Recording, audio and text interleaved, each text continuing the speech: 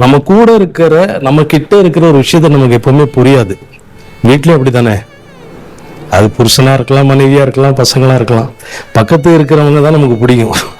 அந்த மாதிரி இவ்வளோ பெரிய ஒரு சக்தியை இங்கே வச்சுக்கிட்டு அது மக்களுக்கு புரியலன்னு சொல்லும்போது கொஞ்சம் வருத்தமாக இருக்குது.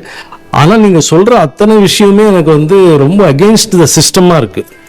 எல்லாமே முரண்பாடாக இருக்குது. எல்லாமே ஒருத்தர் செய்யறது இது வேண்டாமே இது பண்ணுங்கும் போது அது ஒரு பெரிய ரெவல்யூஷன்.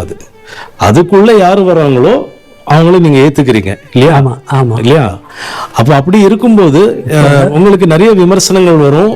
உங்களை நீங்க சுவாமிஜி பேரை சொன்னாலே ஒரு சில பேர் ஓ அவரா அப்படின்னு சொல்லுவாங்க. ஏன்னா இது எனக்கு நடந்திருக்கு.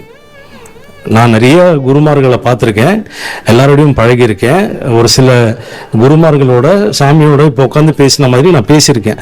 ஒரு சில பேரோட பேர் சொல்லும்போது ஓ அவரா அப்படின்னு கேட்பாங்க. ஏன்னா அந்த மாதிரி நிறைய நடந்திருக்கு சமீபத்தில்.